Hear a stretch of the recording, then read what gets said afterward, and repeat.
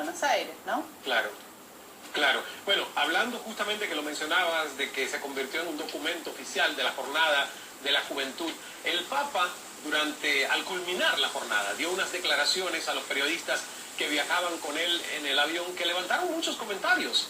Cito lo que el Papa dijo: si un gay acepta al Señor y tiene buena voluntad, ¿quién soy yo para juzgarlo? Repito, si un gay acepta al Señor y tiene buena voluntad, ¿quién soy yo para juzgarlo? Padre Ernesto, ¿qué opina usted de esa frase?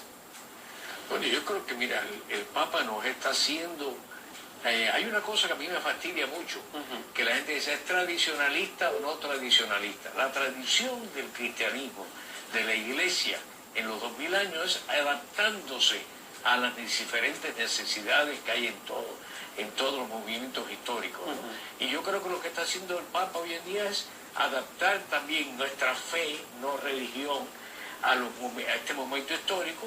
Hay muchísimos problemas sociales, muchísimos problemas políticos, muchísimos problemas de nuestras sociedades que hemos, yo no diría deshumanizado, sino animalizado muchas de las sociedades que tenemos.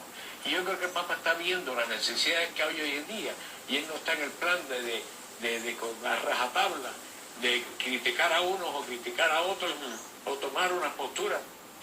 Todas estas cosas... Pero eso significa, padre, que entonces, digamos, en este caso del tema de la homosexualidad, porque eso no es nada nuevo. En la iglesia siempre ha habido homosexuales que han sido creyentes y han asistido a la iglesia, y siempre han habido padres, sacerdotes homosexuales, que no tienen nada que ver con los casos de pederastas, que son otra cosa, ¿verdad? No podemos meter los dos temas en el mismo saco. Pero ¿está de acuerdo entonces en que la iglesia flexibilice? Usted hace la diferenciación entre fe y religión. Flexibilice esa postura tan dogmática que ha tenido. Y hay que flexibilizarla porque esa es la actitud que nos trajo Cristo en el Evangelio. Vemos los episodios tan lindos en el Evangelio, como el caso de la adúltera, que es traída como era adúltera, agarrada en flagrante pecado, ¿no? Y entonces, claro, la religión de los judíos entonces era, que hoy en día también enseñan los musulmanes, apedrear a una mujer adúltera. Nunca se apedreaba al hombre, apedrear a la mujer adúltera. Y Cristo no solamente desarma a aquellos fariseos que iban a apedrearla, sino cuando todos se van, le dice a ella, ¿dónde están los que te iban a matar? Eso se fueron, Señor. Y digo, y yo tampoco te condeno. Estamos hablando de Cristo, que nosotros creemos, nosotros los cristianos creemos que es el Hijo de Dios, Dios mismo que venía. Y dice, yo tampoco te condeno, vete y no peques más. Como una invitación. Y yo creo que esa es la misma actitud. Vamos a hablar de pedagogía que está usando, pero eso es un poco frío y feo. No es pedagogía, es que el Papa Francisco está utilizando simplemente esa actitud de Cristo que tenemos tan clara en el Evangelio, de venir siempre al sufrido, al que está pisoteado, sea lo que sea. Y yo digo, en eso tenemos que estar de acuerdo. Yo he oído muchos curas hoy en día que dicen, tenemos que ver lo que hacemos, porque no podemos tratar a la tabla a todo el mundo por su preferencia sexual o no preferencia sexual y su preferencia política. Tenemos que adaptarnos a todo el mundo con principios y valores, claro, muy profundos, de fe. Pero todas estas cosas tienen que estarse estudiando, y se están estudiando hace mucho tiempo en Roma. Hay muchas comisiones estudiando todas estas cosas, y algún día se dirán que yo no estoy de acuerdo de estar oyendo si ya un grupo de gente dijo esto está bien o esto está mal. No estoy de acuerdo, porque yo siempre hay que volver a ese Cristo. Yo creo que una cosa que el Papa Francisco nos está haciendo, él ha dicho dos cosas. Primero, volver a Cristo, a los evangelios, en la actitud que todavía nosotros no la hemos entendido. Para todo el mundo, para todo el universo, para todas las culturas, para todas las razas. Y la segunda era estar en contacto con la gente sufrida. Salir a la calle. Salir a la iglesia salga a la calle. Con la gente que está sufrida, la gente que está necesitada de algo, de respuesta. Por eso esas demostraciones que ha habido de apoyo al Papa masivas, como hubo en Copacabana, ¿no? Porque la gente tiene hambre de algo espiritual. Nos están tratando como unas cositas, como numeritos económicamente. Y entonces la gente necesita encontrar que me traten como ser humano, no como una cosa, no como un número y como un número que sale de números para el desarrollo económico de nuestros países. Vamos a hacer una pausa, tenemos que irnos a... Y director del Centro de Investigación Social Avanzada.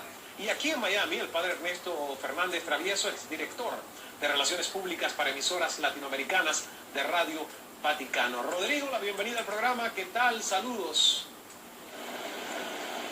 Buenas noches, Ismael, y buenas noches a todos los que nos ven esta tarde-noche. Muy bien. Bueno, mucha gente calificó el desempeño del Papa como una estrella de rock, por esa euforia que despertó en las personas y que hemos visto en las imágenes, y vimos las imágenes de la Jornada Mundial de la Juventud Católica en Río de Janeiro. Esta misma semana recibió a las selecciones de fútbol de Argentina e Italia, se retrató con su compatriota, el jugador Lionel Messi.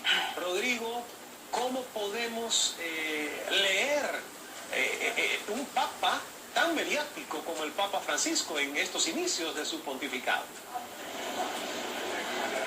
Sin lugar a dudas, la Iglesia Católica no se ha distinguido por un óptimo manejo de los medios de comunicación. Ha habido importantes crisis comunicacionales en los últimos años, en el periodo, por ejemplo, de Benedicto XVI. Por eso, tal vez, ahora más que nunca, vale la pena subrayar que el Papa Francisco está logrando lo increíble, que sin una amplia estrategia de comunicación, sino con su sola presencia, con su palabra y los gestos sumamente elocuentes que está emprendiendo, está generando una novedad que atrae indiscutiblemente multitudes, pero a partir de una plataforma que no opta por el marketing, sino más bien por una lectura muy particular de las necesidades simbólicas que tienen las personas, en especial las nuevas generaciones, y en particular en América Latina esto me parece muy evidente. Padre Ernesto, usted que, digamos, que ha vivido el pontificado de otros papas, ¿verdad? Desde que inició el pontificado Francisco ha tenido declaraciones muy fuertes, directas, en contra del clero, que no se involucra con la gente, con los más necesitados, y más bien acumulan bienes. ¿Cómo ha reaccionado la Iglesia ante estas declaraciones? Porque ha sido una fuerte autocrítica a la Iglesia. Bueno, una cosa, Ismael, que vemos, que ya había dicho antes, la Iglesia como una institución política de poder, en los tiempos inclusive del Renacimiento y todas esas familias trataban de acaparar ese papado. Era gente que no tenían virtud, que no tenían nada y sabían que era el Evangelio, realmente, porque el Papa Borgia y los de la Rovere y todos los Médicis no tenían idea de lo que era el Evangelio. Y yo creo que estamos volviendo otra vez, porque se convirtió la Iglesia en una iglesia farisea. Yo creo que hay una cosa grande, los únicos enemigos que tuvo Cristo en su vida fueron los fariseos, que querían que se ajustara a las normas aquellas del tiempo judío. Jesús era judío, sin embargo trajo una actitud nueva, y sus discípulos fueron acusados de todo, de no tener las leyes. Y yo digo, yo creo que lo que está haciendo el Papa Francisco, volvemos otra vez a ese cristianismo de Cristo, no un cristianismo fariseo de reglas y de normas y de un club que realmente tiene que ser distinto a lo demás, ¿no? Yo creo que el mensaje de ahora, igual que nos trajo Cristo hace 2000 años, un mensaje universal para toda la gente que sufre, para toda la gente que tiene hambre de justicia en este mundo de hoy, que hay tanta injusticia. Él nos está trayendo eso. Y digo, todos los papas nos han traído algo especial, pero esto es una nueva ola. Yo diría, esto es una cosa completamente distinta, porque él no tiene miedo. Los otros vivían, yo diría, los otros papas, buenísimos y magníficos, cada uno ha traído un punto de vista que nos hacía falta, pero estaban, yo creo, que demasiado metidos en una institución que no tenía 2000 años, porque eso empezó después con Constantino, que hizo la religión cristiana, la hizo la religión oficial de su imperio romano. Y yo creo que eso nos fastidió completamente aquella frescura que traía Cristo, que traían los primeros apóstoles, gente de la calle, que nos traían aquellos mártires que quizás nunca habían conocido a Cristo, pero por lo que habían visto de los demás, se entregaban por la fe que tenían, que sabían que iban a resucitar, se tiraban a los leones, ¿no?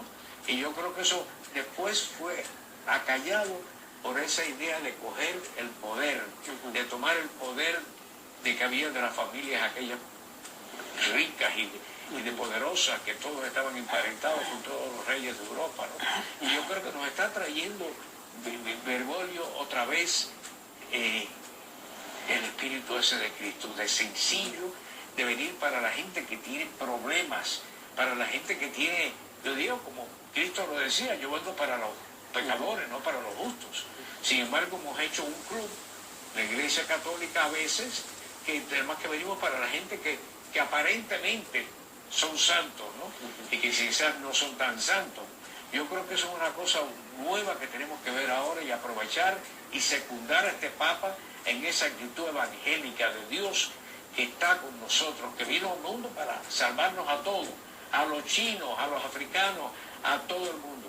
Rodrigo, hablando de este tema justamente que el padre Ernesto refiere, del tema de la austeridad, del tema de dar el ejemplo, del tema de la autocrítica, ¿verdad? Porque muchísima gente ha, por los siglos de los siglos, no criticado a la fe cristiana y al catolicismo, sino al gobierno, a la administración, al Vaticano, por el derroche, por la ostentación, por justamente el lujo con el que vive la alta jerarquía católica. ¿Es posible que haya un cambio sobre este tema, más allá del discurso y del ejemplo que da el Papa, y sobre otras críticas hechas por el Papa, como por ejemplo el encubrimiento en los casos de pederastia? ¿Qué tanto va a reformar la Iglesia todo esto? A mí me parece que el camino de la reforma no comienza con Francisco, comienza justo con el Concilio Vaticano II, Pablo VI, Juan Pablo I, Juan Pablo II, quienes hicieron un esfuerzo muy grande justamente por purificar la Iglesia, tratando de quitarle todas las costras, todas las pegas que en el camino de los siglos se habían ido adhiriendo y que muchas veces, como decía el sacerdote que te acompaña, brotan de algunos compromisos con el poder. Aún así, yo me atrevería a ser mucho más matizado en los juicios, no hacer juicios tan sumarios, tratando de presentar un contraste en blanco y negro, como si Francisco fuera una absoluta novedad.